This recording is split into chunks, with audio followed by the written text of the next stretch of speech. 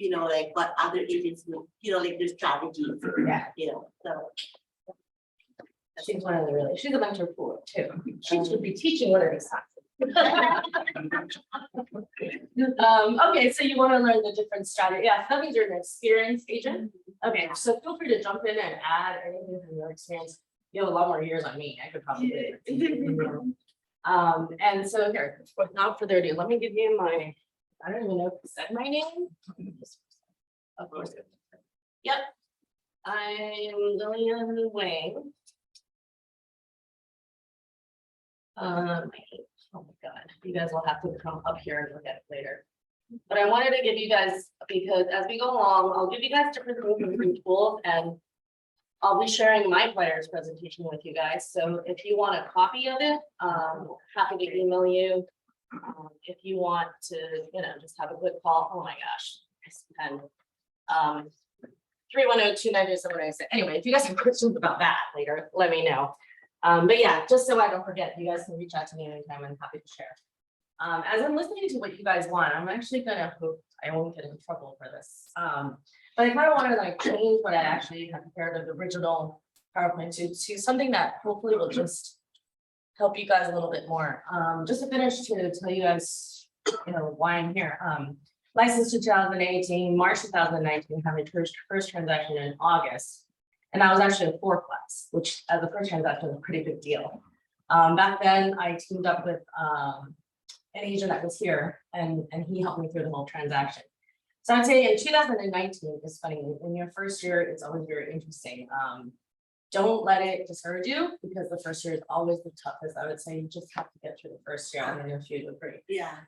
My first year, I had two. I was looking at this last night, and I was like, so interesting. So I had 2 transactions. I had a 1.5 million listing, and then a $400,000 listing, and that was it, and 2 leases, right? And that was the whole entire rest of 2019 from March.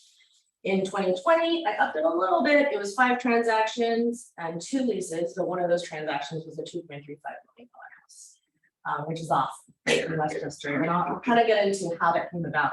That was actually a referral from, so in the beginning, when you don't have a lot of business, you're lead genning a lot. I spent a lot of time networking with agents. I kind of want to stress, like the KW world is kind of really perfect for that. And I want to stress, I don't want to underestimate the value between, some other brokerages, I think they see agents and agents that are almost like competition. Like KW really fosters that culture of everybody helping each other. And in my case, that $2.35 million lead within there, it came from the Bay Area team. So basically in my time when I had a lot of downtime, whenever I make personal trips, I love the Bay Area, I love San Diego, I went to school down there. So anytime I went there, I would stop by the KW offices there, just sort of network with people. My selling point is I speak and read and write Chinese, right? So I'd go and be like, hey, do you guys have any Chinese clients and you want to refer them, or you have clients in LA that I can help in the South Bay, happy to whatever. Happy to help you guys, blah, blah, blah. And you kind of build and foster that relationship. And on a side note, it's just fun to kind of see, you can work at it in a KW office. And I actually really liked that versatility. So when I got bored here, I would go to those offices and work out of there. You can really learn from watching other teams a lot. Anyway, then I moved on to last year, 2021.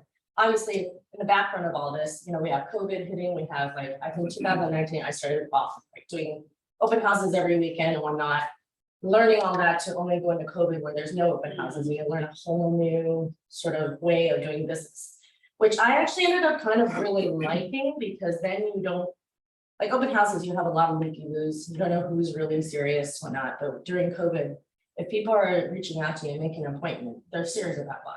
And it's kind of like a very efficient way of doing business. A lot of my buyers consultations were through Zoom. And quite honestly, because I had a baby and I was being very careful too, I continue to do a lot of these in Zoom. But I think now that the world's going back to normal, you can probably solidify the relationship a little bit more by having more in-person meetings, but just up to your personal style and that. I tend to try to put myself in the other buyer's shoes, and I really probably am that person where I would be hesitant to come in to meet someone. I would rather not waste my time and just do a Zoom. So just depends on how you think, but whichever way you go. Then, so again, in the backdrop of real estate booming too, I came into the market at a really good time. So in 2021 was a great year. I had 13 transactions, 6 leases, including another $2.388 million home. And then that's also when I built my team. And I started my own team and I have agents working with me. And I'll share a little bit more too. I work a little bit different from other agents in that I partner with a lot of different agents. So while I'm based in South Bay, I have a lot of friends in the Bay Area, even in parts of LA, let's say Rancho Cucamonga or not. So I actually partner with agents and I do 50-50 with all agents. What that allows me to do, because I can tell you those 13 transactions, there's a time when you have 4 transactions going on and it's a lot to do by yourself. And you can't always be in 2 places at the same time. So it's awesome to leverage really good agents. And these are agents that I trust. I either work with agents that I completely trust or I know they're better than me. And I like it, especially on the buy side, because what that means is if I have a buyer in Rancho Cucamonga, there's a tiny bit of me that feels like I'm kind of a disservice to them because I don't know Rancho Cucamonga. I don't know the school districts. I don't know the little streets. Or we don't even have to go that far. Let's just say I live in Torrance. I'm based out here in the South Bay. I don't know West LA, like West LA, you know, the little different pocket neighborhoods. So I have a West LA partner that I partner with who knows it, like every single thing. And the reason I bring this up is because then to your client, you look like a professional who is not just bringing all the commission, that's all you want. But really it's about providing that service for them and giving them what they need. And that's the other thing. I think one big thing, if I forget to mention later, and going into presentations is I think the mistake a lot of people take is, you know, especially as new agents, we want to talk about, here's what I can do, here's me. No one gives a crap about you, really. It's really about them. It's really about talking to them, asking the right questions for them to talk. I think you guys are probably getting a lot of this at midnight. But I really took it to heart because I'm a talker, as you can tell, and I tend to talk, but I realize when you really win a buyer is when you let them feel like they're heard. And so it's really about that. And so talking about winning the buyer, how to secure it, when I think a lot of it, honestly, is actually, I don't know if I get in trouble for half the things I say here. I really think it's like, not so much how much you know about real estate, or even how much you know about transaction. You have so many researchers here, you have mentors here who can totally help you with that part. It's really about the relationship you build with that person and if you click with that person. And sometimes that's also why I have my partners, because have you guys kind of gone through the whole dispersed personality and the EISC and whatnot? So I'm an high INS, as you guys can probably tell. I don't do well with high Ds. I have mad respect for them.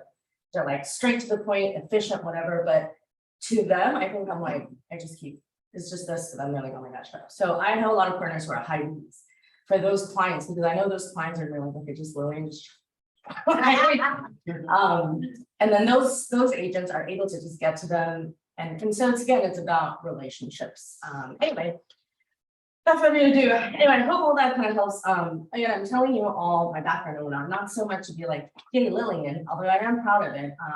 But really to tell you guys, I can't stress that it really is possible. Last year, my GCI was 230, and so it's possible to do, and that's from 2019 when I think my GCI was like 19,000, something like that. So it's totally doable, and that's why initially I chose this career, because I didn't want to, at 40, I didn't want to start all over from the bottom again. I wanted to do something where I can reach what I used to make in a very, very short amount of time. So a lot of today's stuff, again, I'm not going to necessarily go slide by slide, but that being said, as we go through each slide, or I don't know if you guys I don't give you guys handouts anymore. Oh, yeah, I think so, right? If you guys see something that you do want me to stop on, definitely raise your hand, be like, hey, I want to cover that. But otherwise, I'm going to really just sort of share with you guys what's helped for me or hasn't helped for me.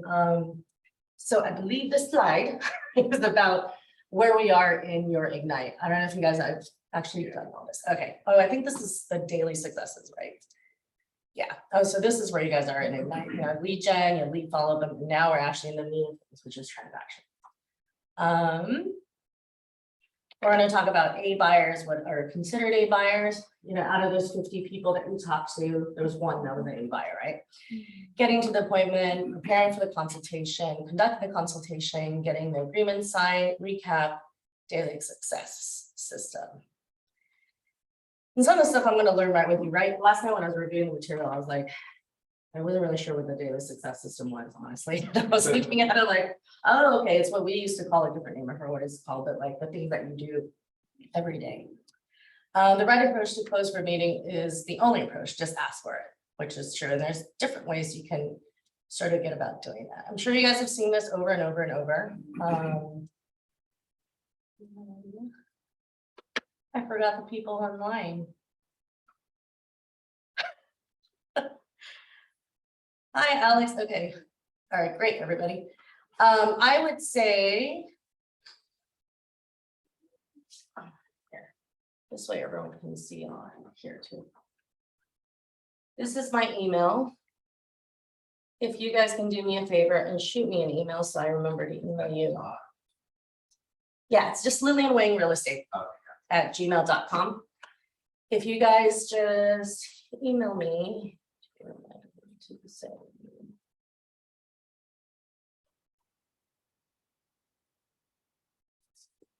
Where is this? I was gonna pull up. I think it's in the TV. Oh, it's in the TV. Or maybe not, I don't know. Somewhere.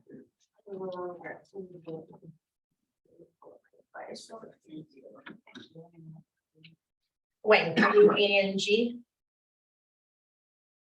And for those online. For those online too, obviously, if you have any questions, just hop on in. Oh, Simon's not on here. I'm Simon. I get it. Okay. I'm sure you guys have seen this again and again, so I'm not gonna go too much in there. You guys have any questions on this? This is more about lead gen and how to capture. Okay. Buyer service life cycle, leads to appointments, prepare. This is kind of what we were just talking about again, find a home. You've kind of been through this process, right? Who's close? Just you were there? Okay. It was Tyler and then Arthur, thank you. You know, is this kind of sort of the process that you sort of went through?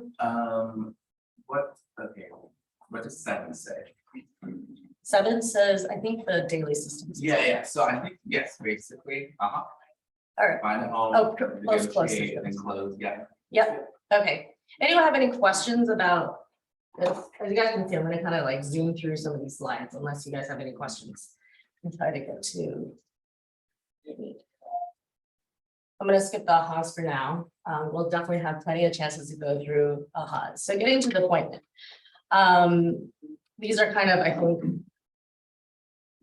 kind of quite obvious, but respond right away to lead inquiries.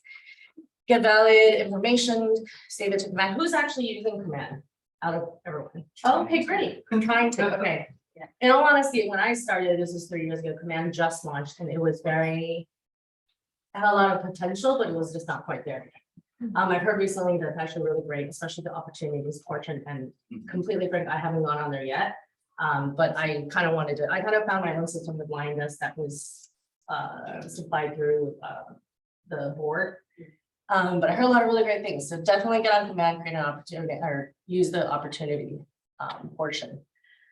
Or all of the portions, but yeah. Determine their motivations. You can speak to it, set an appointment. So I would say out of all these things, I definitely utilize all this, and then have quick stories for it. Like respond right away to lead inquiries. My very first $1.5 million fourplex, it was actually because I was the only person who responded. It was a random agent in Las Vegas. I didn't know. She went on the Keller Williams white page. She wasn't even with Keller Williams, but she used to be. So she kind of knows our culture. So she went online, went to Keller Williams white pages. I don't know if you guys are on there. If you haven't filled out your profile, do after this story. Yeah, you just, yeah, you can, no, raise questions. How do you get to that? It's, I believe, check with Colin. She'll be a better person to guide you to it, but I believe it's like the old, it's not on command, but it's this other, I have a bookmark on my laptop. But it's the white pages, and so anyone can find you on there. You can kind of put a profile, what your strengths are, what makes you stand out. Again, my whole thing is I speak Chinese, right? So she saw me on there and she saw that I spoke Chinese, and quite honestly, I think she reached out to like 15 other agents before she'd give a crap about me. But the thing is I'm the only one, and I only responded. So she sent out the reason why people didn't respond, I think people thought she was a scam, because she texted, hi, I'm an agent in Keller Williams. I like to refer 1.5 million fourplex. Everybody looks at that and play. It's too good to be true. And I only responded, quite honestly, I was stuck in traffic and I was bored. So I call, I'm like, hey, doesn't matter. I'm gonna sit here, I'm gonna call. So I called and it turns out it was actually a legitimate lead, and it turned out, we ended up closing. Yeah, what's up? So going off of that, Yeah. I got a referral request in command from Yeah. an agent in Florida. Yeah, But I mean, nothing's happened with that, but it's like, I think there's another way also in command to connect. yes, with other agents, for sure. I definitely did that in the beginning. I remember now. And you're supposed to be really good about it. In the very beginning, as a new agent, I did just, so anytime you meet agents, just add them right away on your referral, because you never know, they may think of you later. Again, the key really is to make an impression, right, on the agent too, and so they bring business to you that way. Anyway, so that's sort of my story about respond right away, because she had told me later, it was funny, when I got her on the phone, she was like, so you speak Chinese? I was like, yep, credit marketing, yep, and so she's like, well, how long have you been in business? I was like, a little while. I'm fairly new. I was trying to keep it vague, and finally she squeezed it out. I was like, okay, I've been in business 2 months. I have no experience. She's like, well, based on the fact that you at least responded to me, no one else responded to me, so I'm just gonna go forward with you, and I'll give you a try. And they actually ended up being a partner of mine now in Vegas. And so my point being, like, you just never know. Like, take every lead and see it, especially in the beginning. Determine their motivation to buy so you can speak to it. This is something that they kind of pound into your head through bold, and it really got pounded through my head. And I think this is a really key point in when you're working with buyers. When you learn their motivation, then you can, every time you talk about, okay, when they get lost looking at a house and they're like, oh, but there's a floor crack here and the grout is black or white, and you're like, you're really not going to care about that later. Like, they just start nitpicking. Sometimes people kind of go down there, and then you kind of remind them back, like, hey, remember, we're on a timeline, you guys need to move for the school district. Just kind of remind them of the motivation, but remind them not in a like get with the program. Obviously, it's more like has that motivation changed? Do you want to take your time instead? And so when you kind of go back to that, it kind of reminds them of their motivation. It also kind of keeps them on track. There's so many different types of buyers, and I feel like I can write out all the stereotypes, but there's the kind of buyer where they're like, oh, I want to, first they either tell you, okay, I want to look for a single family home, 3-bedroom, 2 baths in Torrance. Then later they say, oh, let's look also in PV. Oh, then let's look also in OC. Oh, then let's do it. And I'm like, oh, okay. We can't look all over California. And the reason is not so much for me, although it is, right, for your time too, they got to respect that. But really, usually buyers will just burn out. And one of the biggest things I do with all my buyers is that I stay really honest with them, and I tell them that in the beginning, like, I may not tell you what you always want to hear, but I'm going to tell you what you need to hear, because my job here, contrary to what people believe, real estate agents aren't here to convince you to buy a house. I'm here because you told me you want to buy a house. I want to help you achieve that. And that's a very distinct clarification I often want to make, because they're like, oh, you just want me to buy a house. It's like, no, you told me you want to buy a house. I need to help you do that, right? And at any time you don't want to buy a house, by all means, it's one of the biggest purchases. You can't just buy a house because you're pressured into it. So yeah, I forgot to add earlier when I was saying those 13 transactions in 2021. You know how I'm sure by now you get a lot of, I think listings get a lot of attention, like become a listing agent, buy side is kind of like, okay, that's what you do as a new agent. But I will say, out of those 13 transactions in 2021, 12 of them were on the buy side. And so I kind of pride myself in being on the buy side, especially in the resale market. Previously, the market was tough.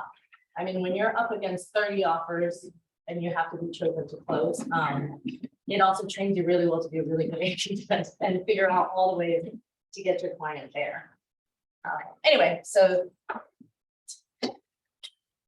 far, by the way, so you guys okay? Are you guys learning stuff? Is this okay? Or do you guys want me to do less anecdotal stuff? Again, this is your class, so tell me, give me feedback. Let me know how it's going.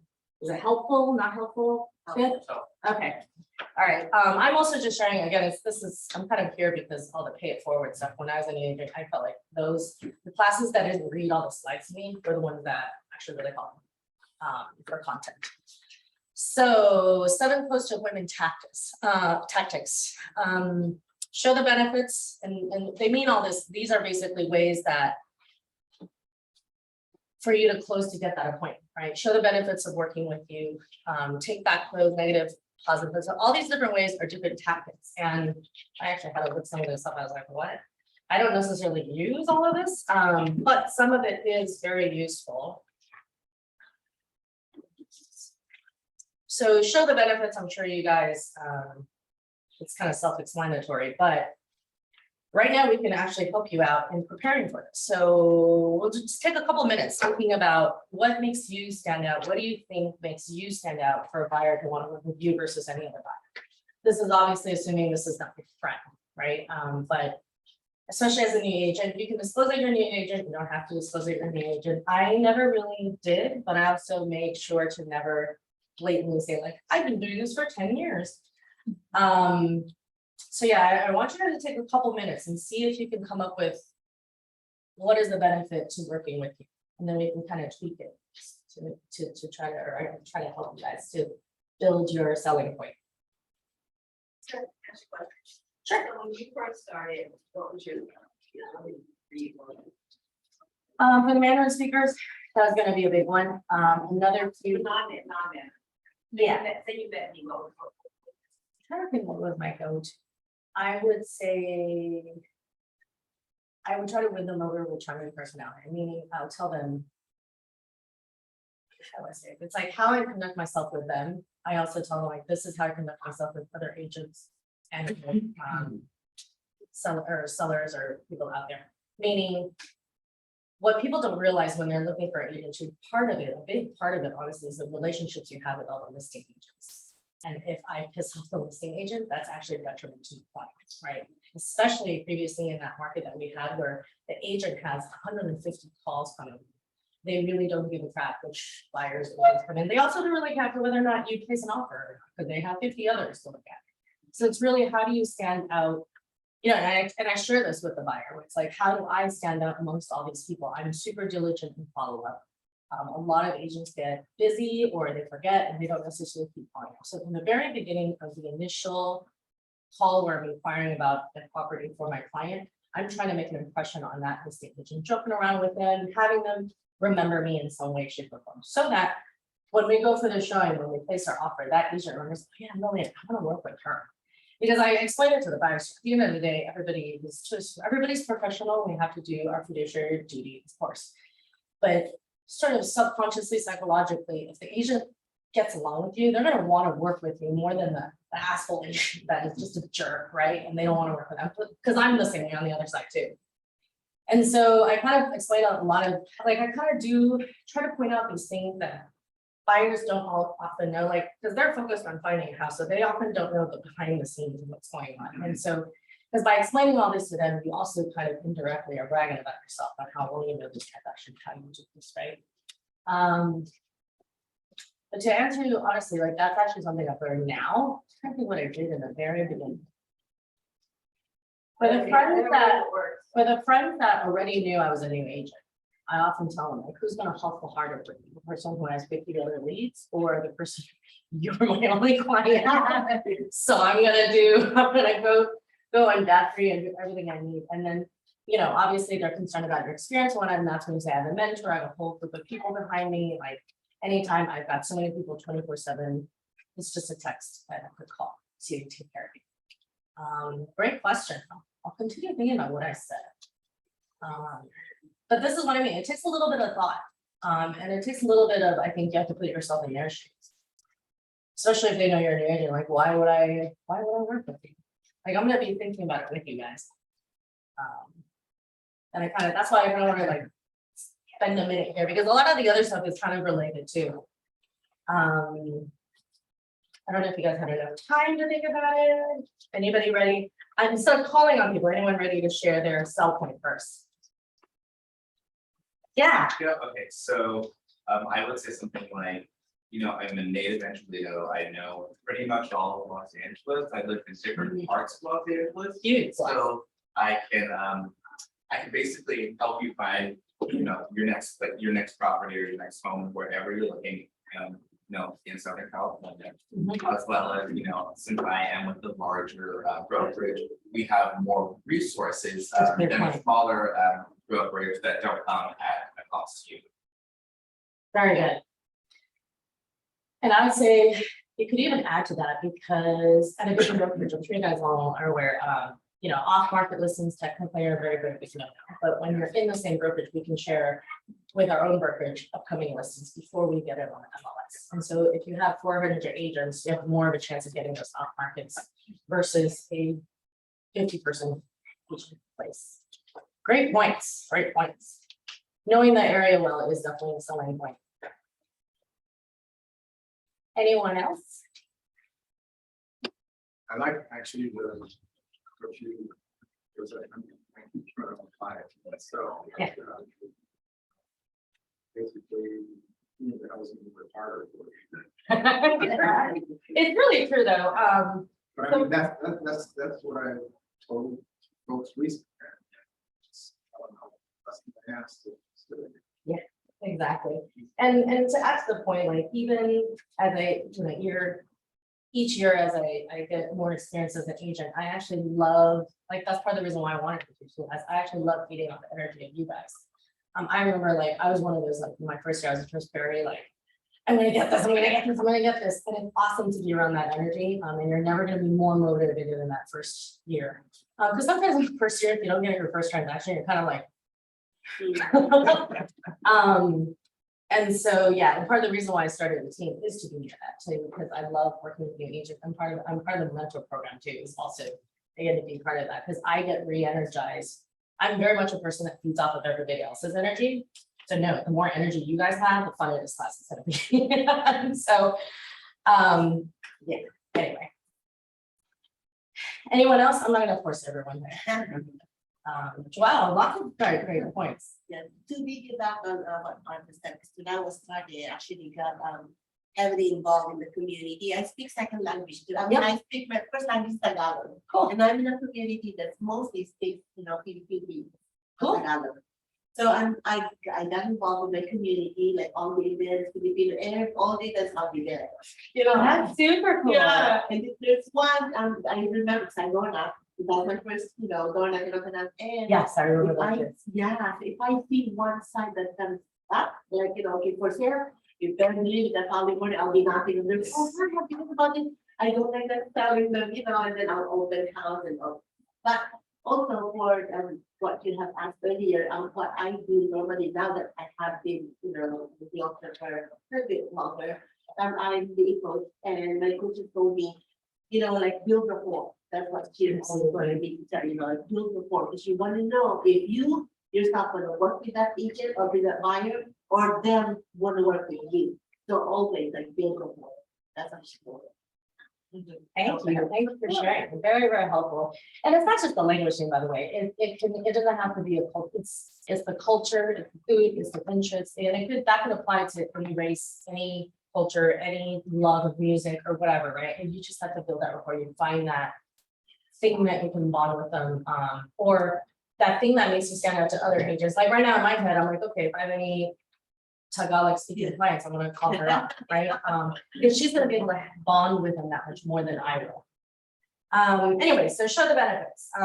Some of the notes I had written was, one of the other things I said is, because you can tell my personality, like right now I'm super nice to you guys, but I really have like the tiger in me too, right?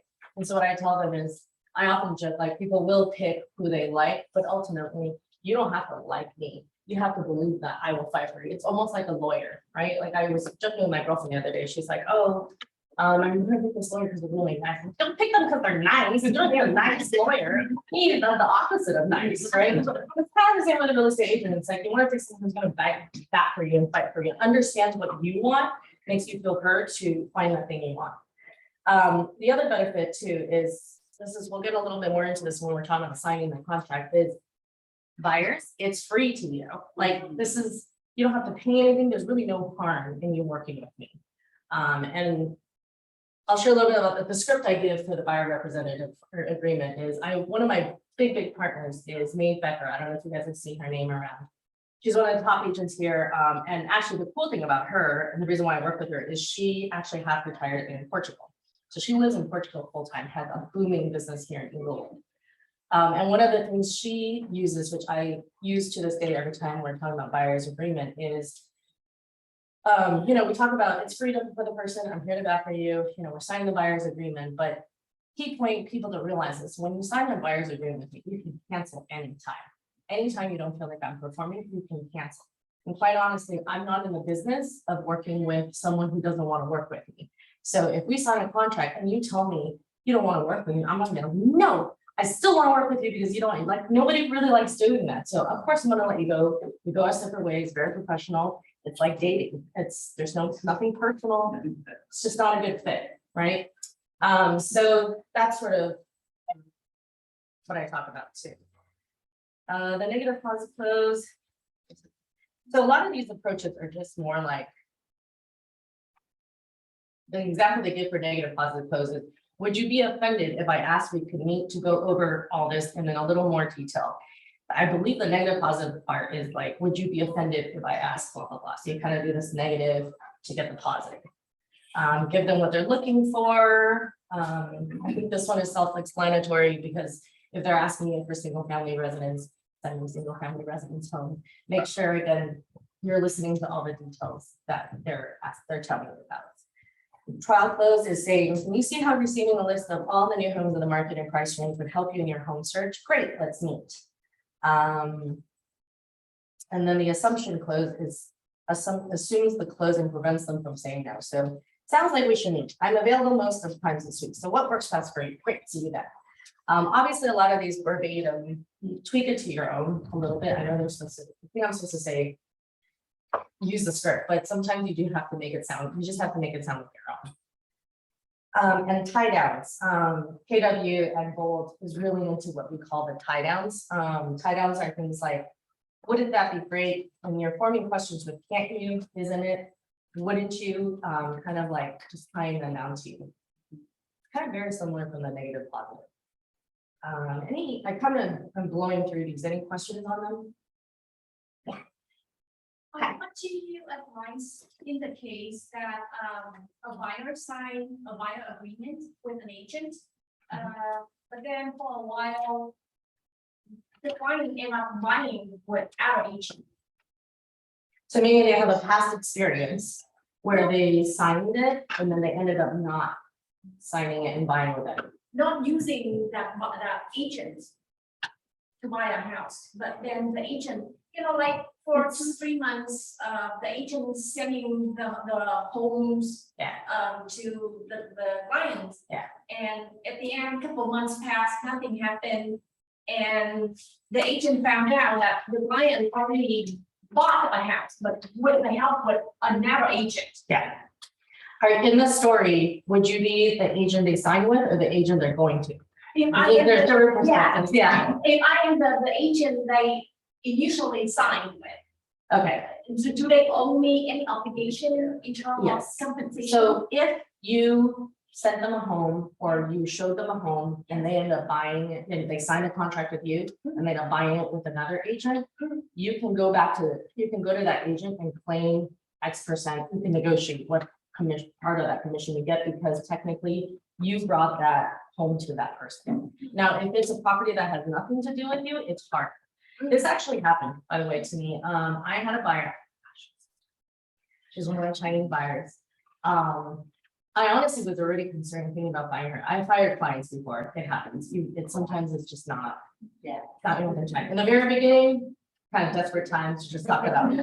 But you get really busy, right? You have like 4 or 5 clients, right? It's like, if I spend so much time in it, honestly, I'd rather be taking care of my own clients. Anyway, so she was one of the clients, and then I actually talked to Simon. I was like, oh my God, Simon, I'm gonna kill her. And he was like, it's okay, like your info go through, you can totally fire her if you think it's gonna be, you know, it's turning weird. She ended up going to a different agent up in PV. What was it? It was something super shady that she did.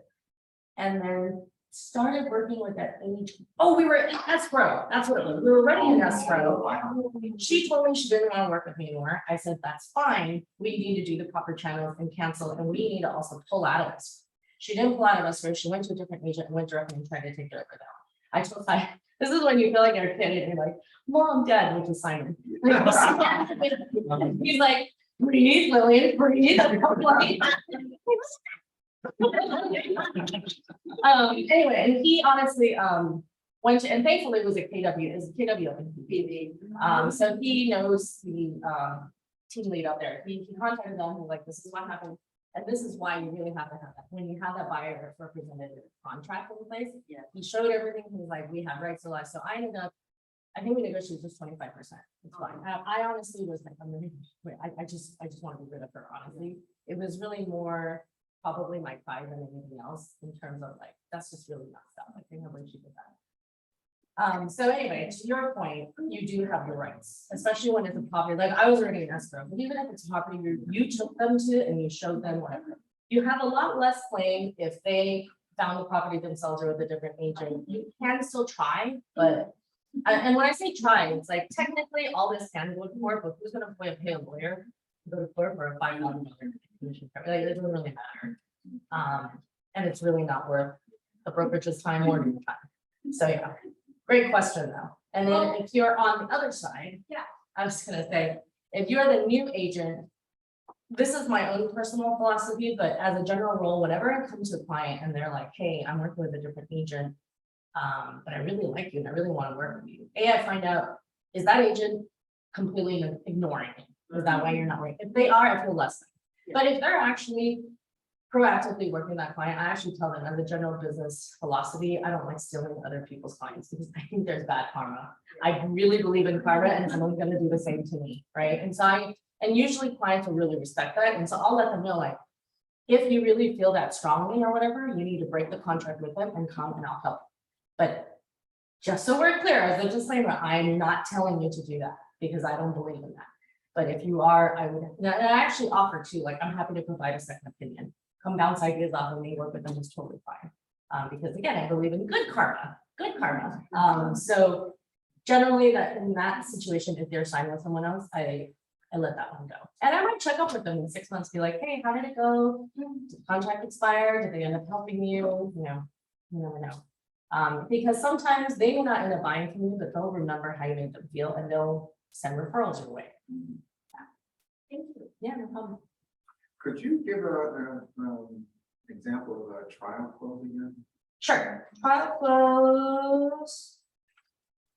I'm trying to understand you. So trial close up the test of the waters first. You should find out whether or not you and the client genuinely agree. Can you see how receiving a list of all the homes on the market in your price range would help you in your home search? Great, what's niche? It's kind of like testing to see if you and I are on the same page about something. And then hopefully you are, and then you close it that way to nail that appointment. Actually, it's here that I will mention, my sort of process in the whole thing is, whether it's a referral that gets sent your way from a friend or an agent, or you meet someone, my very first go-to is, I get to know them, meet the, start, have that rapport with them, get their contact information, to write that in there, especially when they start. Because a lot of times buyers, especially first-time home buyers, which I do a lot, they'll get really excited, like, I'm looking for this, and that. And I'll kind of be like, okay, I hear your idea, but just to slow you down a little bit, what I actually always start with is a buyer's consultation appointment.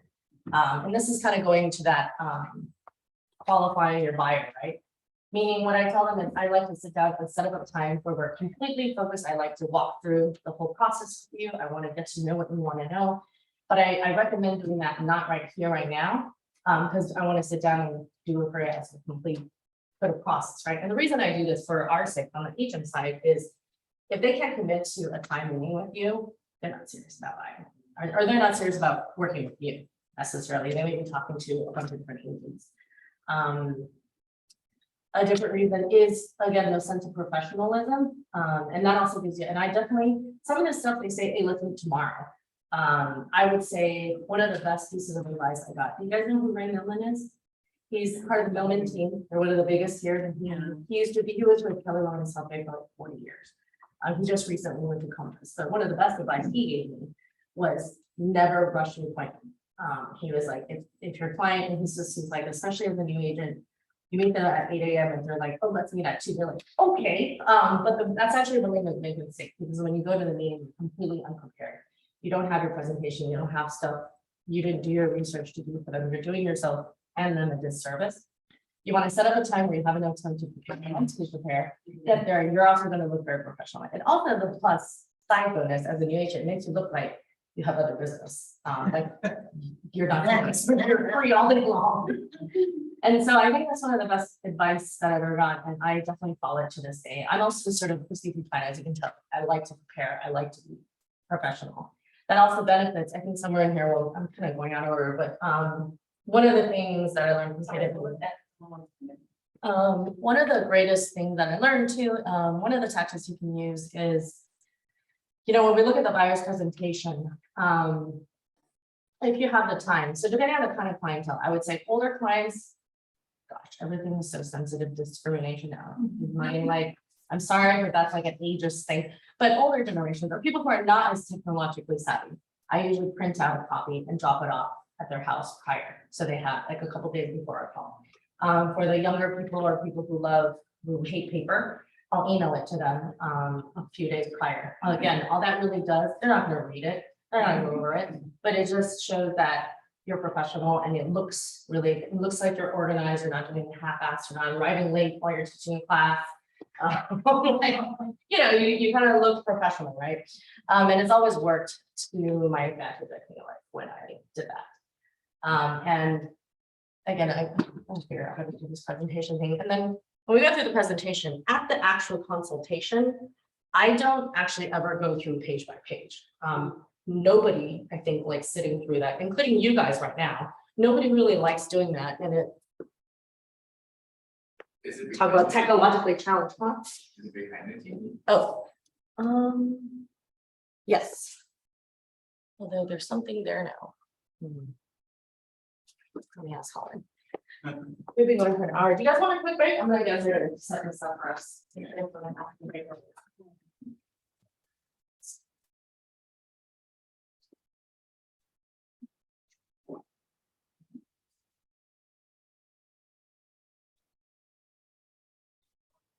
Pretty good.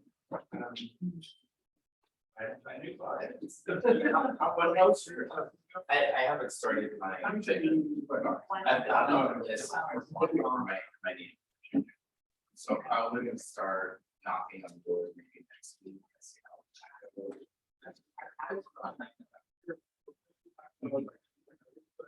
You get better. Okay. It becomes fun.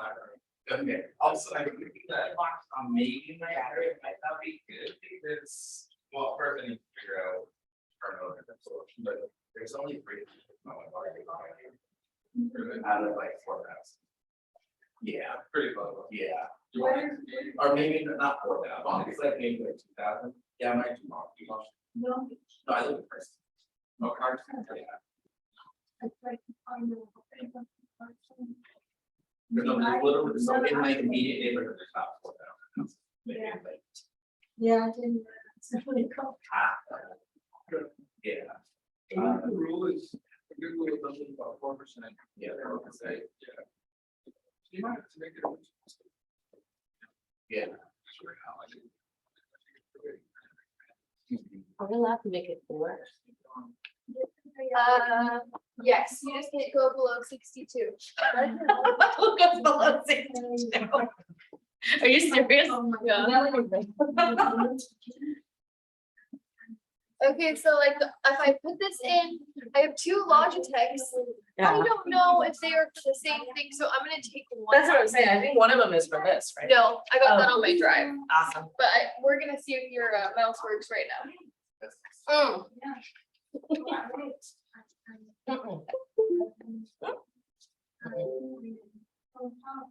Okay, then that was the mouse. I'm gonna put that one in. This one.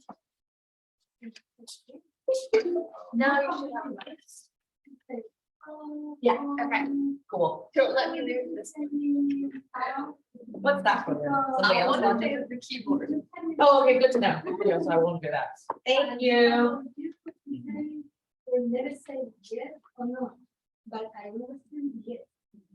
Then I will say that maybe with one thing to make your life sweet. Or I just feel thinking about it. I don't want to involve in. Yeah. There's some players that do that. And that anything. Yes. Yeah. So I during my phone calls for UJ. One of my friends, we were on the phone for hours. And he's like, yeah, I'm kind of ready to buy, and I'm like, okay, well, this is your first step, get pretty approved. And then we kind of like started talking about something else, I'm like, oh, and then I saw him the day after, but it was not good. The environment to tell him that he needs to get pre approved burgers. Yeah, yeah. Like my first client. He was like, okay, what do you do from that? I see this, and this. Debt ceiling. Okay, I know your debt ceiling. It was done. Yeah. So he actually went ahead and got his pre-approval before I had my license. Yeah. No. I told him to call back and make sure that.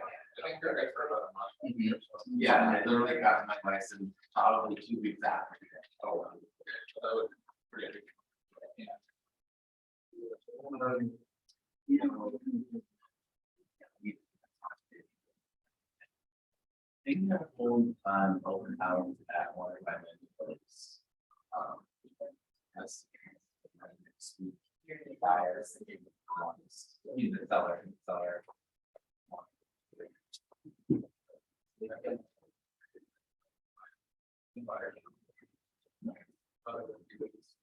Yeah. I actually got it back from behind. Oh, cool. I'm working with them. Cool, some of the buyers. Oh, cool. Three of this. But they're doing another. Yeah, yes. Yeah. You know, I know this having much of my ground.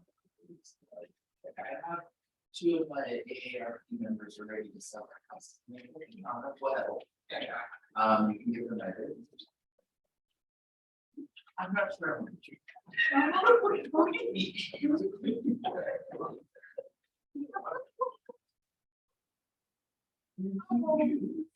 There's another agent in our club. And then so. That hurts. Learning off. By the way, another trick I learned, when anybody doing open houses right now? Yeah. I'm sure you guys have your sign-in sheet and business card and all that. So one of the tricks I learned, this is from Weber and Ascend when they were around there, they did like 4 million. But they said, don't carry your business cards, so they can capture their information. So what you do is say that you ran out, but if you give me your information, I'm gonna text you my virtual card right now. You also look more technologically savvy too. And so I have that virtual card and it's worked, it's always worked. I just set up my static card.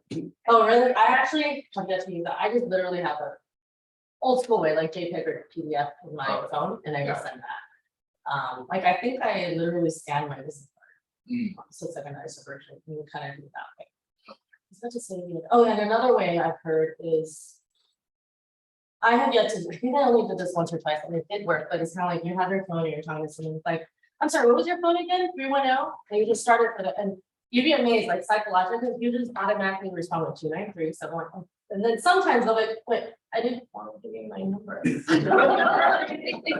it's like, it works, it's so weird when you start with a 210 or 66, depending on where you are, right?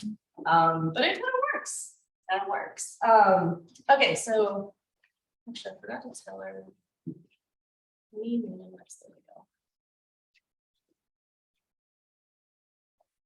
So since it's 12, I'm gonna pause this presentation back here. I'm gonna jump into some of these starts just so you guys can see what we did. This one. And you renamed it that, so I tell you guys. So this is actually for one of my clients who's an executive producer for Monday. And I know you guys will be like, how did you get that one? So I had a listing in Alhambra, and she came in as a buyer for that listing. She ended up not going with that listing, but she didn't have an agent because she's on the west side, of course. And she has an agent for the west side, but this was a listing in Alhambra she was purchasing as an investment to be near her parents, right? And so when we were there, as a buyer, I was actually just very, again, people really appreciate it if you're just transparent with them and just like I actually told her, like, her offer is kind of funny. like it's so low that you're not gonna get it. I was just very upfront with her and very blunt, and she was someone who was very, very into that, like just efficient, whatever. Super low key, one of my best clients, to this day. And she ended up not getting the listing, but she was like, you know, I really love working with you and I would love to know more about what's in the area. And so you just, again, you build that relationship. I didn't do the normal sign a buyer's agreement right away and all that with her, because I know she has a ton of different people. By the way, initially I didn't know who she was until 6 months into we were working with her, because she's so low key. She just mentioned she was in Hollywood and that was it. Anyway, my point with that is, it started out with her too. I did go through the buyer's consultation and she really appreciated it. She's like, oh, I've never actually, you'd be surprised at how little agents do the buyer consultation thing. And despite her busy schedule, she totally made time for it. She sat there and she went through the whole thing and she's like, oh, I really appreciate it. And so this is actually the deck that I had for her. So I have different decks for different types of clients. She was an investor, so it's a little bit different for investors than it is for when you're buying your own home. Obviously, you have very different points. But I wanted to point this out because I was making a few notes last night is, so for her, we converted her from the listing lead into a buyer client. And then, so she ended up purchasing an investment that April for $945. And then we just purchased a, how rude, we never told her to put up.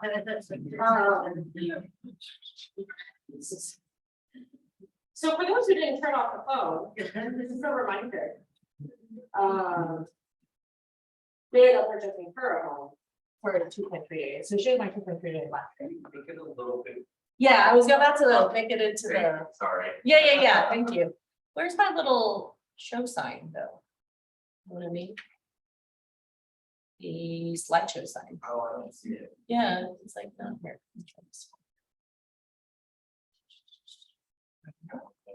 I know.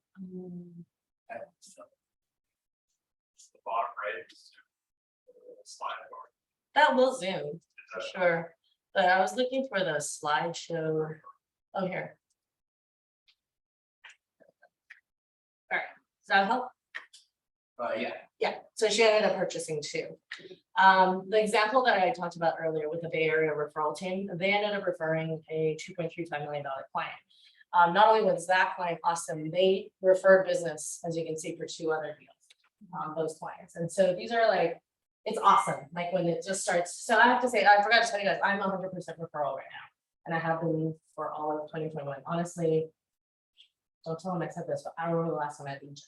Which is terrible, because you think about like, actually need to like, what kind of business would I be doing?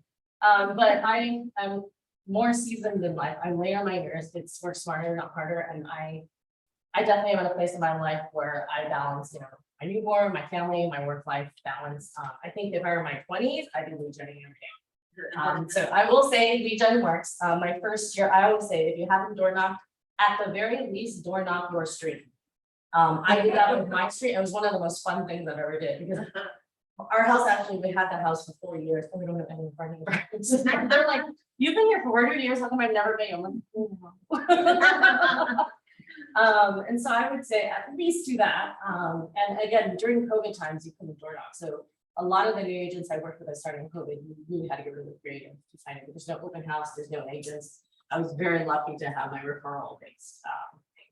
And I talked to a lot of agents, and I was like, how do you get into referral? Like, I would love to do that. I would love to not reach out, but the thing about referral, I'm still navigating this through too, where it's great, but I have no control over it. Like, I don't know. And so my only fallback, like as I'm getting back in right now, I was very lucky because my team is actually bringing in a bunch of leads for me to start back after maternity leave. But one of the first things I'm going to do is I will call my sphere, and my opening point is going to be my kid. Of course, like, oh yeah, we had a baby, let's get together, blah, blah, blah. And, you know, do you know anyone who's looking to buy, sell, or invest? So anyway, I kind of want to start with that in terms of leads and how they come about, and don't underestimate anything. One of my biggest clients that has purchased over and over with me, he started out as a lease. So definitely treat your lease people great, because at a certain point they will buy and they will sell. And sometimes they're investors that you don't realize they're listing out their investments. So this is my buyer's presentation. This originally was from, this is probably one of the older ones from 2019, and I honestly never felt the need to have to change or update it, because again, I very rarely go through each slide. The way I like to talk about, so for the people on my team and all my mentees, I just realized my mentee's not here. Hi, Patrick, are you here? Anyway. He's actually just closed out for us, so I'm very proud. He's been after for like 2 weeks. And so he's doing great. He's from Hawaii. Yeah, Patrick's my mentee, or one of them, yeah. And so, yeah. What I was telling him and what I was teaching them is, the reason I send it ahead is for people to read. So also that I don't have to go through page by page. And the way I like to explain it is just, your buyer's consultation is for you to have a conversation with clients. It's like a human being, as same as you. And it's funny because I think we all get into our own heads. We're so nervous, especially in the first few, that you think this or that, but really I try to take a breather and be like, it helps if it's like your friend. But if it's someone you don't know, just remember, like, treat them like your friend. How would your friend respond to this thing, right? So the way I like to start really is when I talk to them. No, this is one of my partners. This is one of my partners in, sorry, it shows up like that here.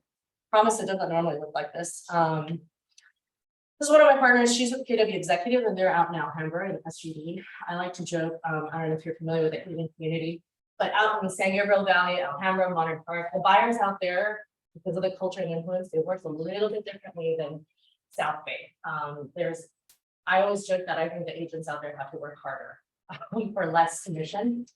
So she's one of the partners I work at there, because she knows a lot of the gigs, like things that I, especially as a new agent, I didn't even think about how I would get screwed as an agent. She kind of keep me like, be careful, make sure you do this and that, otherwise they're gonna go to the listing. They're just trying to get a number from you so they can go to the listing agent directly for them. Just have to be savvy. Anyway, so a lot of times I'll put in both people or not, and this is a part, yeah, I don't know why it's showing up like this. This is a part I usually personalize, so that people don't feel like this is just a template, even though they know it is. And so for her, this one, we were talking about focusing on more the investment side for her. A bit about me, a bit about the other agent. So this is the slide I actually, so I'm just going through the buyer's presentation with you guys, so you can see it page for page. But if we were in a consultation, this is where I start. So the first few pages, they couldn't care less about. Just, you need to see something in your bio that makes you look like a legitimate professional.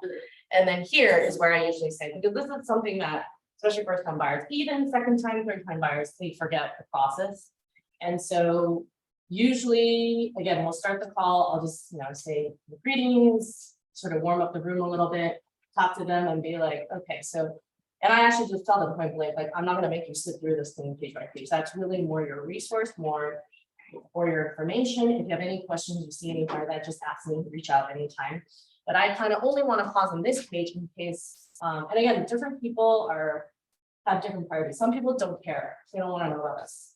Some people really most people really want to know. And so you just say, hey, I noticed you already had a few purchases. Do you want me to run through it with you? Or are you pretty familiar with the process of purchasing? And usually those things marinate. And so I don't go into too much detail, especially with the contingencies at the first buyer's consultation. Usually when I get to here, I'll just say, and you'll probably have always heard about contingencies, where I'm happy to go into details right now, but since we haven't even started looking yet, we can kind of go over that once we've identified the property, and we'll go into detail then. But happy to go through it with you right now. And as a new agent, I don't know, you guys, I always got all the different days mixed up, like 17, 17, 21, which was which, right? And then they just changed it on us too, with the new RPA. And so I remember in the beginning, I would have little notes on the time, like 17, inspection. So you're like, it was 10 days, it was 17 days. And so, again, have a little bit of cheat sheet for yourself to look professional. Practice. I know it sounds super cheesy, but it really helps, and it helps your confidence most. Has anyone done a buyer's consultation yet? You obviously closed, but with your friend. Have you guys set that up yet? I mean, we probably have. How do you feel? Do you feel like it helps? It helps with my and of course, like I said, the trust is in there because they know that okay, she's being transparent. Now we know what to do, and they don't feel I get lost, so it does help. Yeah. And I think that's important to tell. Sometimes I get lost in just chatting with them. Yeah. I would look at that one tomorrow, Yeah. He's actually out of town, so most likely I'll have one next week. That fire company. Cool. But I have that listing. Which in some ways I feel like is harder because you're talking about their house and people can get very attached. Luckily, I have support, I have my Okay. team member go with me. Cool, yeah. Yeah. Yeah, any questions on presentation so far? Yep.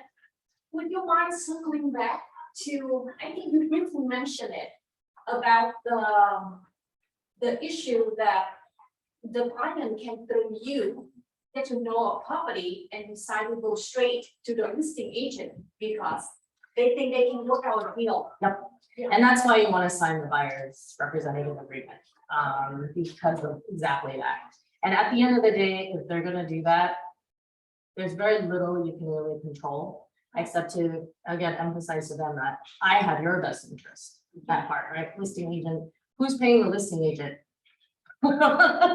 And I mean, granted, the listing agent or the seller is paying our commission too, but my entire job is to protect you and would have your interest in mind. And so it's really, I've done a couple of dual representation and I only did that because I was working with a partner. So we would split it. One would do the seller side, one would do the buyer side. But it honestly is really, really hard to stay impartial to both. Basically, you end up being like a paper pusher because you can't really give advice to either side. So you're just like the transaction coordinator, taking care of the paperwork and that's it. Whereas when and you can give them these examples, like when I'm your buyer, like I can tell you, I build that relationship with the listing agent to get that information from them. Like that's actually, I see that as a very big part of my job. Smooth up the listing agent so I can get as much information as I can to tell you, so we can best foot forward, right? Trying to think if there's anything else I can help you on that topic. Because it happens a lot, especially with people who think they know what they're doing. I'm just curious, what is the reasoning that a potential buyer would do that, go to a listing agent to be represented? To where the listing agent would act as a dual agent, because they would. It would be like, they would take the agent would take a smaller total commission. No, the reason a buyer, yeah, the listing agent would, the seller would want to do it for the smaller commission because they're paying commission, right? The buyer would want to do it thinking that that will make them choose their offer, or that they'll get information that's otherwise not disclosed. Yeah, that's basically it. And a lot of people, I feel like a lot of buyers think they're outsmarting the system. And this is literally what I tell my clients. I'm like, you may think you're something for me, like you're like being outsmarting the system, but actually in the end, like I would tell them, and this really has happened, people end up coming back to me like, I'm sorry, can you do an authorization? Like, and it's fine. And I tell them, like, go for it, you can try. And if you change your mind, I'll be here with open arms. I feel like human psychology, the more you tell them to not do something, they're gonna do it. So the more you're like, go. And they're like, wait, why? And you also want to give a feeling that you also have other clients, not so desperate for this. Thank you. Yeah, no problem. Any other questions? I know, I feel like sometimes I remember as an agent, I felt like what do they call it? Like when you're brainstorming, just asking questions, like, I don't always know the term for it, but that actually is a lot more helpful. Just learning from people's experience. So feel free, like, I honestly don't mind if you don't go through all this stuff. And I think it's more helpful for you guys to have all your questions answered again. I left this one in, it's just the general, again, this whole thing, the original template is from KW, and I think now I really know the content. They have the buyer guide in command. I personally have not looked, but I think it's literally just, it's not as detailed. really, And literally, or at least I can't click on it to make it do. oh, it's a PDF. Yeah. I will give you a quick Okay. or being here and maybe for the people online. I'll send you guys the PowerPoint so that everything is clickable and editable. Thank you. Yeah, because it really, it's a huge help. I made these, I remember now. It was a PDF before. I made all of the different stupid components into a PowerPoint so you can change it because you just have to suck it up and do it once and then Yeah. forever more. That's probably also why I haven't updated like. Because it took days to do it, I remember now. But yeah, I was looking at the buyer contents, not to knock off what's on command. Some of it seems pretty cool because it's like welcome letter, timelines, etc. Like you guys should probably go to command and just look at the resources there and see what you can pull and you can add it yourself. I was actually gonna do that at some point. If I do, I'll email the new one to you guys. And so here I'll like make comments again to make them feel like it's theirs, right? Like a lot of people will come to you, they already did the pre-approval process. And is it me or is it warm? Anybody cold in here? I don't want to freeze anyone. And so this is more of a lender thing. I usually take a moment here to also tell them a lot of buyers they kind of mesh the role of a lender and the role of a real estate agent. And so I gently remind them, I'm a real estate agent. I'm happy to work with your lender and direct any of your questions to your lender. But what happens is sometimes they'll ask you a lender question, and if you don't know, they're like, why? Why don't you know? You're not a real estate agent, but I'm not a lender. It's a total lender. And so you usually use the quote of like, actually, technically, I'm not supposed to answer any lender questions legally. It's blah, blah, blah, blah, right? Then making the offer, closing 101. Again, these are all just pages in there. I do pause here, just like what I did with you guys about this last video about you guys, what we get from it. Same thing with the buyer's presentation. It's all about them. You can tell them, like, I can tell you everything I want to tell you, but it doesn't really matter unless it's stuff that you guys want to know. Stuff that you want to know, stuff that you care about. The bulk of the conversation, everything I'm talking about here, I would say this is like 5-10 minutes, right? The bulk of really where I get to is this stuff, is getting to know them, what they want. And so a lot of the stuff I already know, I will already put it on there. And again, I'll send you guys the one for investors versus, or let me know if you guys want the investor one or the one for primary, when they're buying for their own house. Because investors, you're more looking at, you know, when you make your investment purchase, what is more important to you, meeting your preferentials as a resident or the cash flow ROI? And with cash flow ROI, are you looking more to have cash flow every month, or are you looking for long-term investment appreciation? Because unfortunately in Los Angeles, you can't really have, everybody's like, I want both. It's like, yes, everybody wants both. But you kind of have to pick and choose because Los Angeles is not, it's very rare to get cash flow, quite honestly.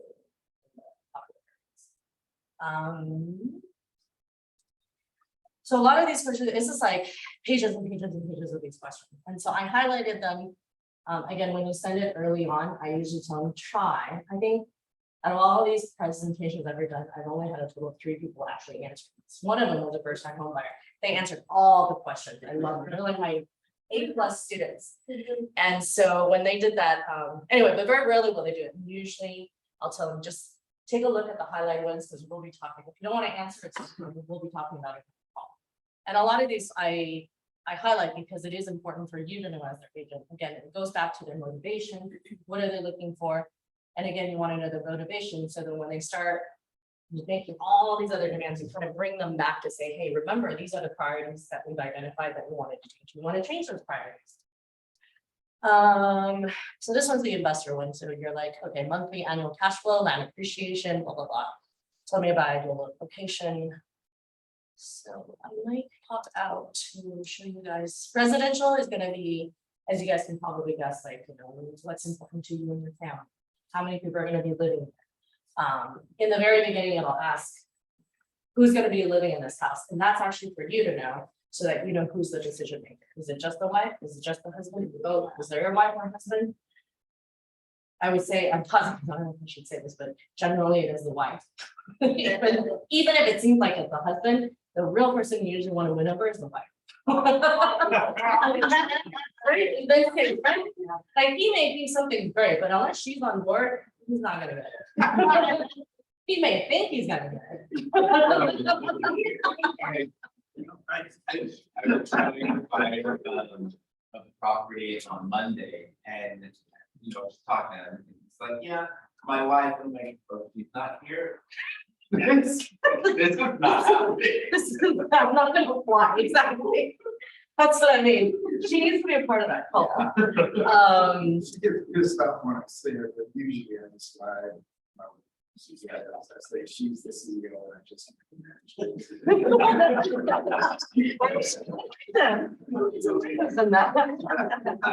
I like that a lot. Yeah, me too. Down one, I'm like, okay. Nope. Yep. Nope. I am exactly like that, and so that's exactly how I think when I'm in my. I want you to tell me, share information with me, that I can make my own one. Yep. And prior to that, though, before they can even give you information, they need to know what you want to know. You know what I mean? Like, they can't just assume, yeah, those people are. So that's what I mean. Like, I mean, everybody's different, but I don't think there's a lot of people out there that really wants a salesperson. And someone to sell them on all this stuff. I'm just skipping through a lot of these things. Okay. So the rest of it is really all questions. I have stuff in here that I honestly never even go over. Frequently asked questions. This is actually part of what was originally in the presentation, and I just kept it in there because I think it's pretty good. I always wanted to do this, but I don't think this has ever happened with anyone. I think I end up running out of time anyway, but it is kind of cool to ask them, like, how does one win or lose with you? Like, to your point, it's like, what are your pet peeves? What is it? Punctuality? Is it attention to detail? Is it, you know, what is it? Like, we're all human. I'm going to tell you right now, I'm going to make a mistake at some point, but I want to know what works for you, because again, it's all about. I have always wanted, I think I only did this like once or twice with somebody. But I always felt like if somebody said this to me, I would appreciate it. This is just in there again for their help, and then above and beyond. I like to talk about like extra services, like if you need a list of lenders to work with, contractors, you know, things to work on in your house, plumbers, termites, we have the connections that you need to have that. And KW has a list that they will guide you towards, but you also can have your own list of people that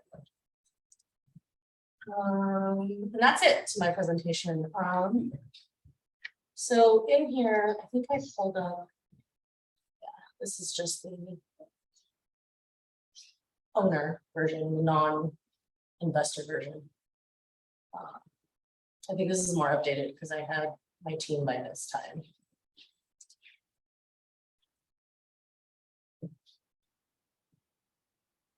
I'm sure you guys know there's a lot of different ways to build a business in real estate too. Especially with KW, one of the things I like to point out is I was on maternity leave since February. And between February now, I've been collecting from paychecks, which is great. Some of it is for my team members, but some of it is just completely referral. That same Bay Area team that referred me. One of my girlfriends was selling her, I think her houses, I want to say, she was purchasing a 3.5 because of the Bay Area, right? And then she's selling an investment property that's $1 million and her own property that's 2 and 7. So that's like a big fat paycheck for me. I because we give each other so much business, so we give each other actually 30%. So just from literally referring that business, it's like awesome to just get that on the side, especially as a new mother who's not ready to get back to work. I'm like, okay. And then in my head, I'm like, I just should do this full time. This is great. So yeah, I encourage you guys to again network with your. I think Megan can't just happen. I have yet to go. COVID hit when I came here. I was gonna. But I hope to make that. I have a lot of partner agents who go, and everybody speaks really highly. So network with them. So back to the other. Any questions so far? Yes. Yep. So having a conversation with a potential buyer to get pre-approved, how do you approach that? To get when they're talking to you about approval, it's huge and it happens all the time. Oh, by the way, that's another referral source, your lender. It doesn't happen often, but I have had a couple sales from my lender. Because it's very rare that people will go to the lender first before they come to you, unfortunately. But it's a very easy conversation actually, and I just tell them that. Let's just role play. I'll say, oh, have you been pre-approved? No, not yet. Okay, is there a reason why you haven't started that process just yet? You know, no, actually, I kind of new to this process, so walk me through it. Okay, and sometimes they'll say, well, I already know I can afford 1.5. Yeah. That's the one you love, and you realize you qualify for like 500,000. That's the harder one, right? Yeah. And then, so I like to give an example, when they say like, I already know how much, I was like, I'm sure you do, I'm sure you know you're down, I'm sure, but sometimes lenders work really differently, depending on which lender, they're very, very different, some are more strict, some are less strict. So the best thing I would advise you, I can totally start sending you properties ahead of time, so you can start getting your feet wet. The reality is, especially with the previous market, they can't even go to a showing without a pre-approval. And then now it's like, it's with, if you and I went to go look at a property, if you don't have a pre-approval, we can't make an offer on it. So meaning, and it takes a little bit of time to get that pre-approval and to make an offer, right? So you're gonna miss out on a house you really want, by not having that pre-approval. But again, I can start sending you properties for you to start looking, but it really doesn't make sense for us to begin this process until you get pre-approved. The other thing I like to add is I've had clients who think they're pre-approved, if they think that they're eligible to purchase a $1 million home. Turns out they're eligible for a $2 million home. So other clients, and that's when you make the joke, like other clients, they think they're qualified for 2 million and they can afford 500,000. So it's best, and again, it depends on the lender, it's best to get that pre-approved. I'm happy to supply you a list of lenders I love working with, and they're top notch. Would you like that list?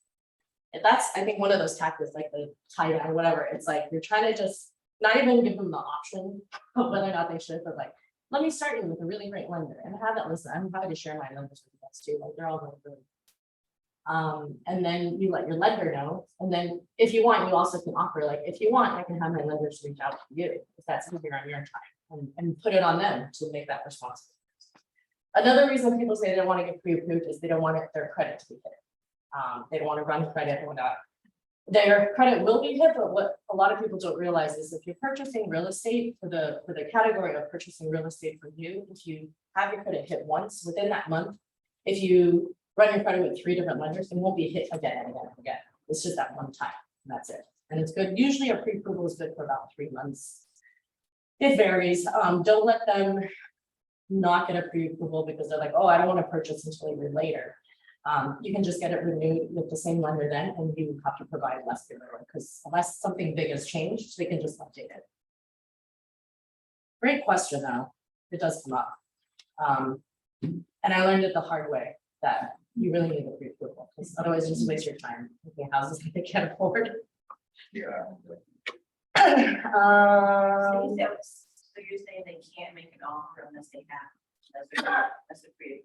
Yeah, because when you're writing the offer, you have the residential purchase agreement, the RPA, you have the proof of funds and the pre-approval. Back in the day, before I became an agent, I think even like 10 years before that, you could make an offer without the pre-approval. Right. And then We have on our house. They were, we need to start the planning process.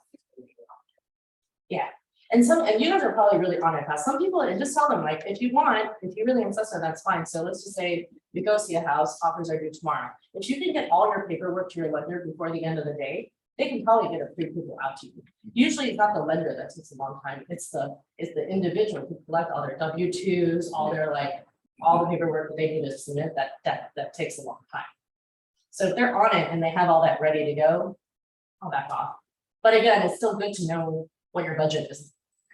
And sorry to go off of what you were saying, a lot of agents will write in the MLS, pre-approval required, Yeah. you need a pre-approval. Or Typically. use the specific language. I would say, I haven't had a single transaction where that wasn't required, the pre-approval. So one of my, when you spoke earlier about what value do we have that person. So because I'm an accounting site, non-Orleans gay, I know what documents you need and how to get them online, but whatever, Mhm. actually. Yeah, I'm also really good on numbers. Just a whole conversation, oh, that could be like, Absolutely, and I can help you calculate a lot of it. Yeah. I want to be friendly now. We're like great duo. So you want to get out of the accounting business? You want to do both? I Cool. have clients that for 35 years, and I'm not taking any new clients for taxes, for our work, but my existing clients, I get them to make sure, well, it's a fairly growing. The new young generation, well, some of that back $1,000, well, okay, but they might get audited, they're going, oh, $25,000. So, yeah. Tip or requests, I guess, what we really need are CPAs to specialize in real estate agents. And their businesses and their 1099s. I have spent, I don't know how many CPAs I've gone through. I finally hopefully found one that everybody here uses. I just renewed my license. And at that seminar, there was a guy there who really knew his stuff for real estate agents. He told me there's 150 people on his wait list to become his client.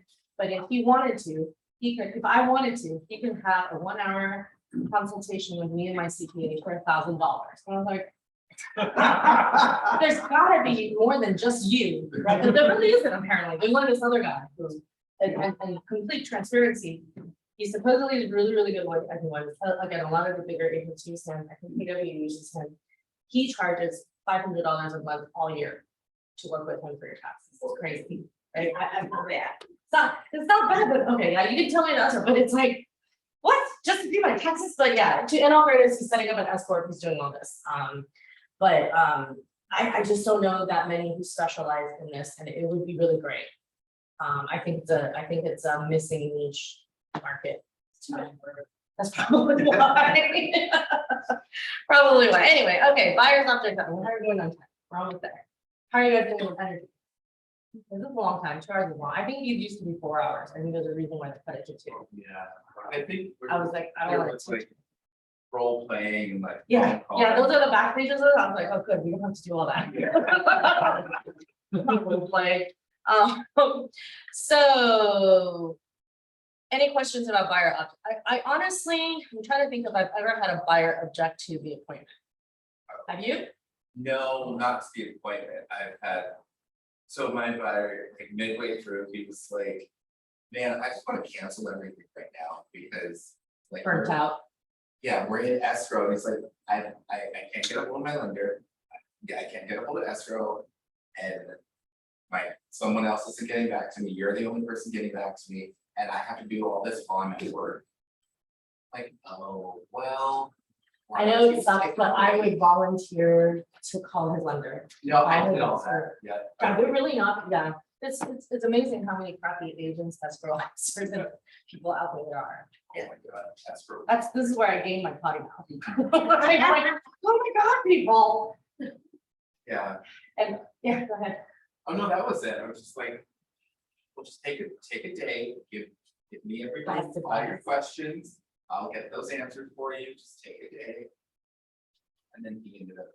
Another nugget of advice I got from the previous person that was here.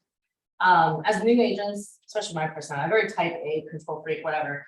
I was like panicking, I felt like at every turn, especially during your first few transactions, so you have no idea what you're doing, right?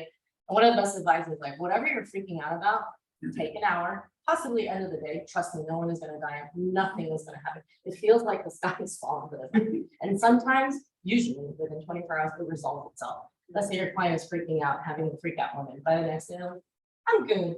And then so you would have freaked out and tried to find all these solutions for absolutely nothing. But yeah.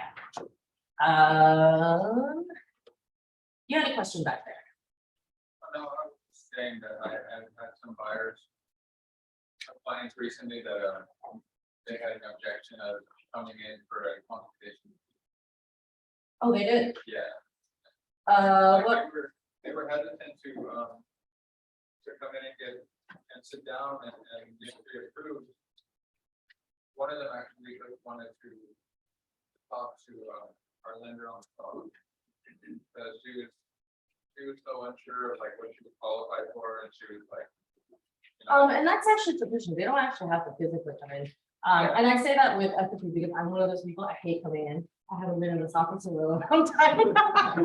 I actually, as a new agent, I came in every single day. But as you get busy with business and stuff, I honestly should be in here a lot more. I was telling myself that after this. Anyway, so I'm one of those people. But the beauty of this is you really can do a lot over the phone and through Zoom. If I would say if they're hesitant to meet you for an appointment, just be like, would it be better or easier on your schedule if we conduct a 20-minute Zoom call? Most people are a little more susceptible. Don't tell them it's an hour, even though it almost always is. Tell them it's 20 minutes. Yeah.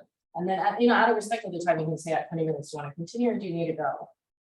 But typically they're so engaged and they love you so much they want to continue.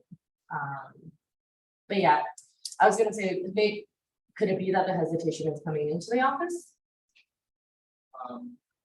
This one particular client was just, Difficult? she was to be, yeah, kind of difficult, like, first, you get, I won't come in unless the rates are under X%, you know. And she expected me to know the rates, and I said, you would have to talk to our lender. Mhm. You would need just a few documents, just a little bit of information, so he can give you a correct number. Yeah, and if you work with Chris, or if you work with whoever your lender, they usually have a link that you can give that person, just be like, here, you can put this link, and that's where you start your pre-approval. Yeah. Pausing here, pre-approval is very different from pre-qualification, everybody all aware of that? Pre-qualifications is without any submittal, just from verbally understanding what the buyer says, the lender gives you a pre-approval, pre-qualification. So to that point, I would, supply them the link. Or you can just simply text your lender real quick, what is these rates? And then you're like, according, and then again, be careful, right, liability. According to my lender that you just spoke to, today's rates are blah, blah, blah. Generally, don't try to text it, just so they don't hold you to it, stuff like that, just be careful, or at least definitely put the disclaimer, I am not a lender. But I just found out from my lender that these are the rates, according to Lendas today. But you're saying she didn't want, it sounds like it could be possible she's also hesitant because she thinks she's not qualified. And that's the other, That's the feeling that I was getting. yeah, and I actually reassure people that sometimes they'll be really surprised. Some people, again, it's always the opposite. People who think they're qualified and very confident actually are not. Or people who don't are. And Chris and a bunch of other lenders, they actually have a lot of really great programs for, even if you are not qualified right now, let's say your credit score low, they have a lot of suggestions how to raise that, how to make it better, how. And I encourage people to talk to lenders even then, so that in the next year, you can figure out what you want to do to get to where you want to get to, and what your options are. Set a plan. Exactly. Any other questions?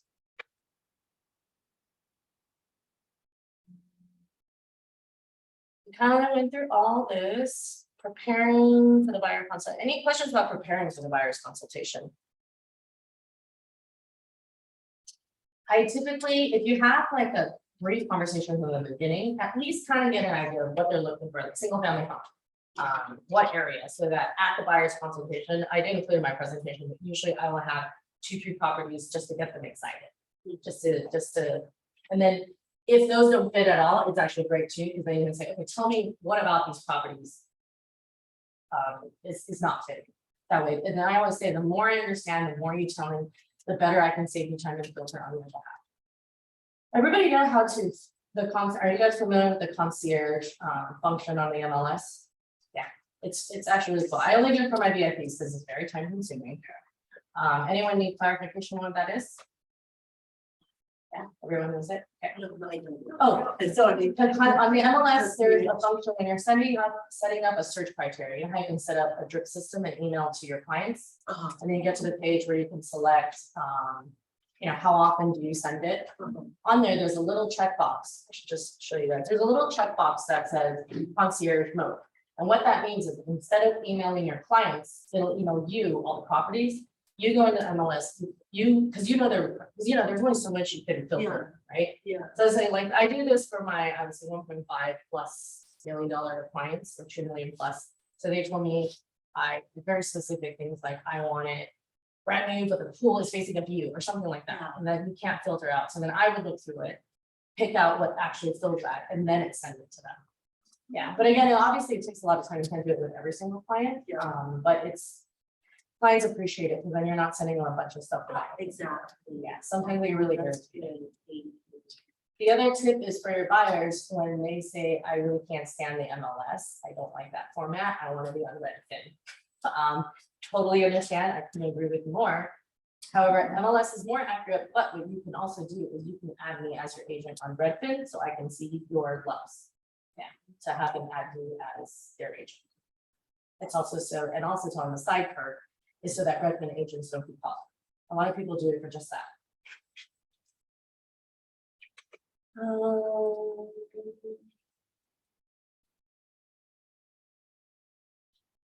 Here's sort of the value add too, I guess, if you want suggestions, these analysis, pre-qual, pre-approval, neighborhood information and research.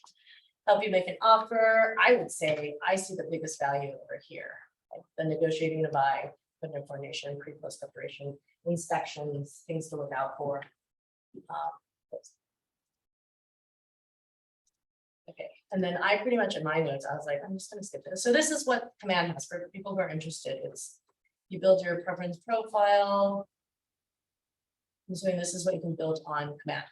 It looks super cool, by the way. This very snazzy. So this is what you can find on Command. Anybody actually do this yet or set it up on Command? Yeah. Oh, okay. No? Yeah, Yeah, that's on Command, I believe, so you can do that. I can probably kind of. Oh, I think this is making us say that. I am knowledgeable and caring. I am the best agent for these clients. They will appreciate my expertise and preparation and choose me to represent them as they buy a home. Okay, you don't have to do this, but I do say that mantras really do kind of help put you in the right mindset. You guys are aware of this right now too, right? Like we can't write letters when we write offers. Everybody aware of this? So it used to be when you're submitting an offer for your buyer, you can write this like what we call love letters, like picture of a family, and this is you know, he's a doctor about it. So now because of discrimination, equal housing laws, none of that is legal, or it's I think it's either illegal or heavily discouraged because it opens you up to liability issues. What if the buyer was to say that? Yeah. You can just tell them exactly that. You say, let me check with the listing agent to see if they'll even look at it before you spend time on writing it, because nowadays it's actually heavily regulated because of discrimination laws and whatnot. But if you want, I'm happy to check with the listing agent to see if they're accepting it. And they'll be like, okay, fine. You know, but usually the listing agent will please don't do that. Please don't say. I've seen listings in the MLS that say no letters accepted. Yeah. However, my sister sold her house and they did the walkthrough and they just dropped the letter in her mailbox. The buyer did. They knew nothing about it. Oh. That's so cute. I don't know anything about it. You do that?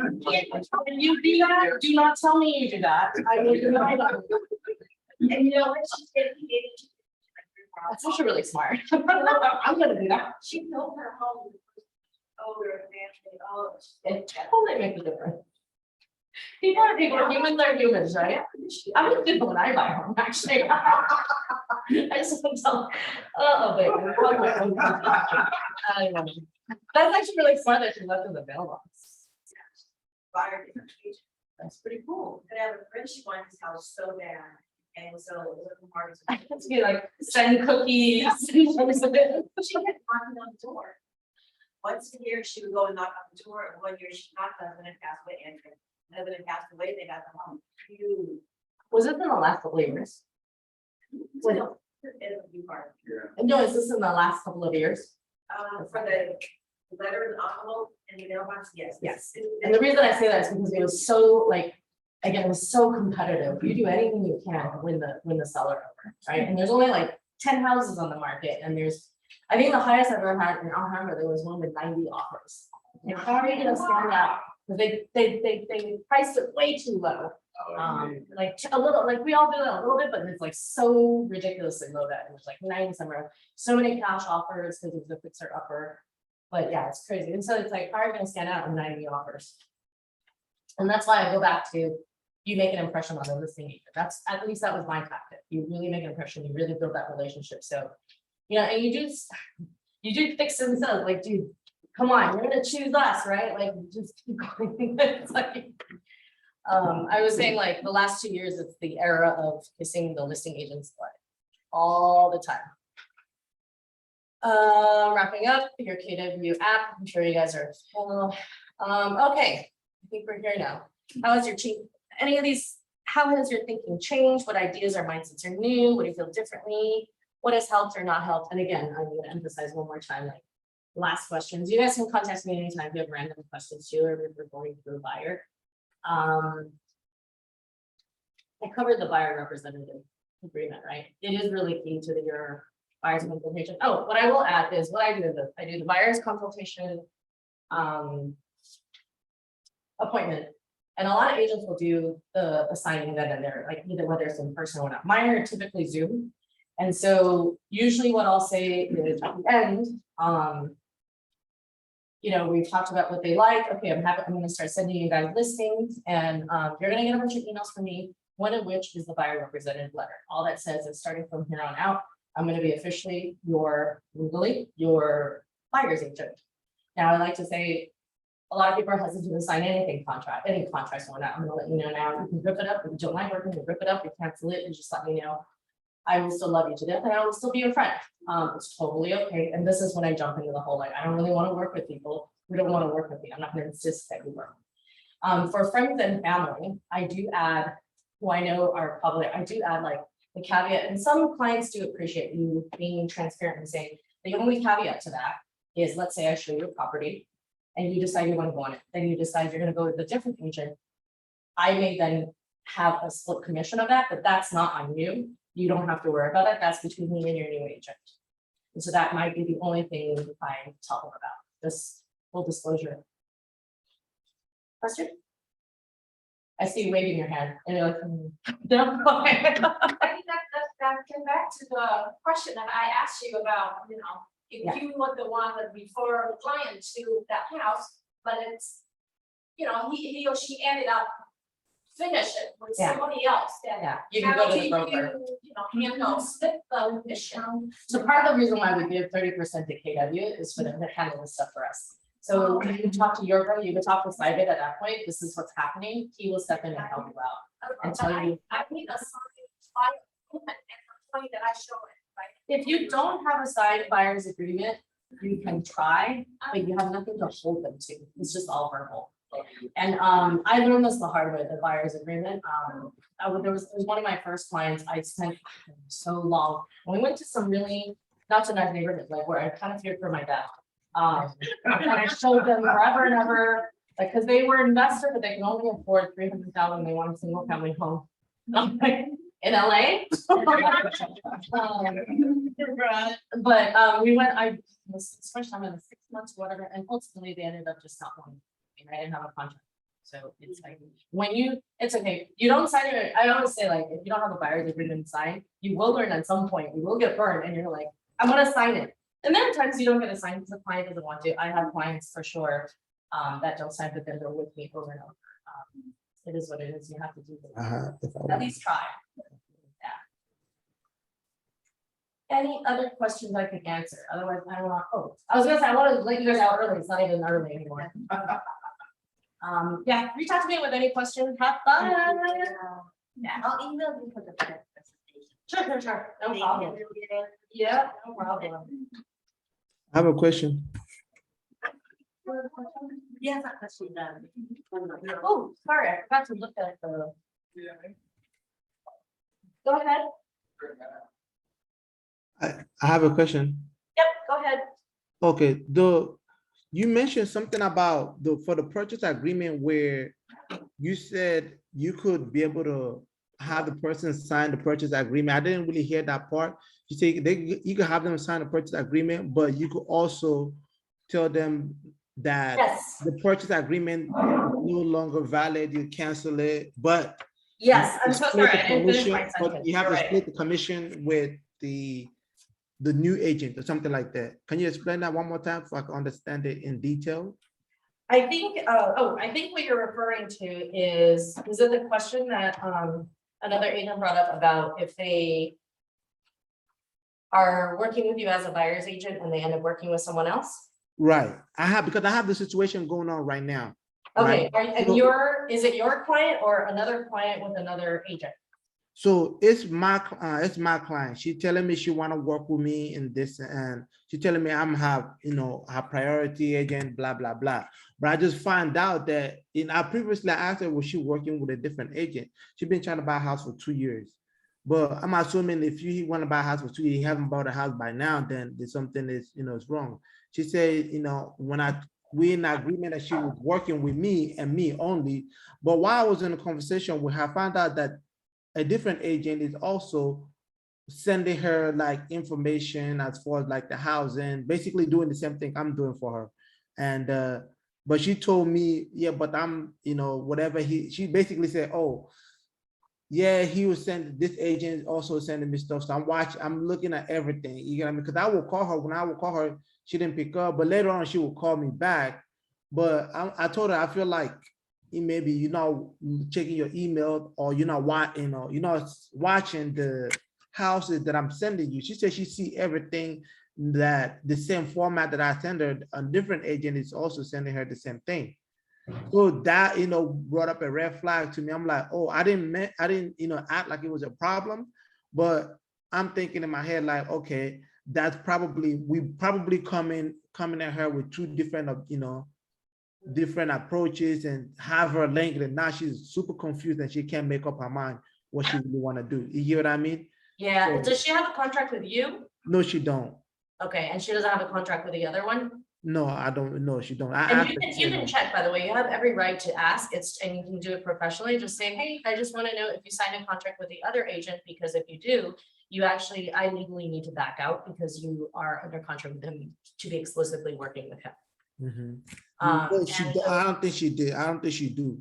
But I Yeah, asked her what it is. and how did you find out she's getting the information from the other one? Well, she told me, because I was on call with her, and I was showing her property. I actually showed her open house that we had, but she said it was kind of too far, and I was like, that's she liked the house, but she didn't really like it for whatever reason. So If this was my client, I would just be honest with her and transparent with her, and just ask her like, hey, could you explain to me, is there a reason why you're working with the other agent in addition to me? Is there something I'm not providing you that you feel the need to have another agent? Because I completely understand, and I apologize if you feel that, I'm not giving you something you need. And she may say like, oh no, I just want to like increase my chances and whatnot. Then you have a choice. You can then, it's a tricky one. You can then either ask her to sign a buyer's agreement with you, which she probably won't, or you can choose to continue with her. With me, like, if this is my situation and she refuses to sign it with me, I will continue to work with her, but I will put my priorities on other clients who have that contract with me. That's Mhm. probably what I would do. But you never know. Again, I work with clients who don't have a contract with me, and it closes too sometimes, but you just run the risk of her working with the other agent. She probably is doing that thing where may the agent who brings me the property I want win. Right? Yeah, whoever bring her the property she wanted, she was going with. You know what I mean? Yeah. Yeah, I mean, the only time that really sucks for you is if you brought her the property and she ends up going with the other agent. Because then again, without a buyer's agreement in place, I don't know if you have anything you can claim. I mean, I think you can ask Simon to try, but chances are you guys probably won't get anything for it. I mean, if it worked for me to try to get her to sign the buyer's contract You agreement. can try, you definitely should, I would say you definitely can try. You want to approach it a little more gently and not, like sign it with me now. Mhm. Again, I think you have to go back to the value proposition. What is it to her? What is it to her benefit to sign with you? I'm thinking in my head. Mhm.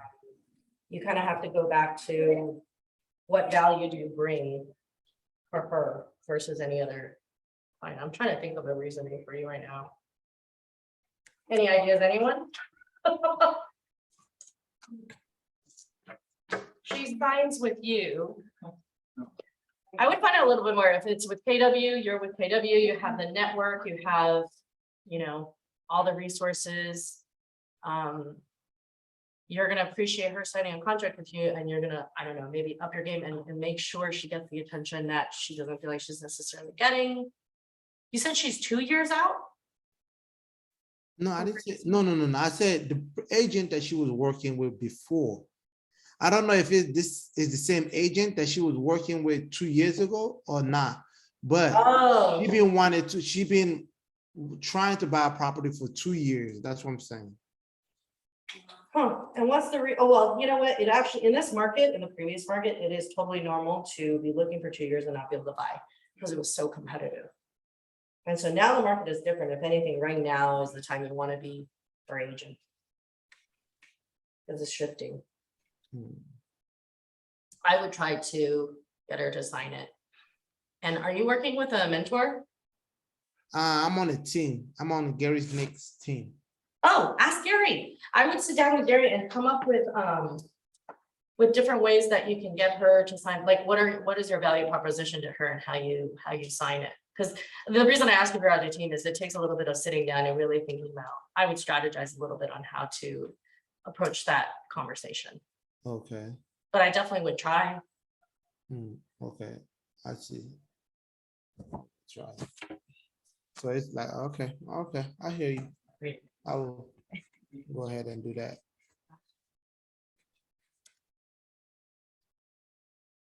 Did I miss any other questions on Zoom? I'm so sorry. I forgot to. Hi Lily, it's Heather. Heather? So good to hear your voice.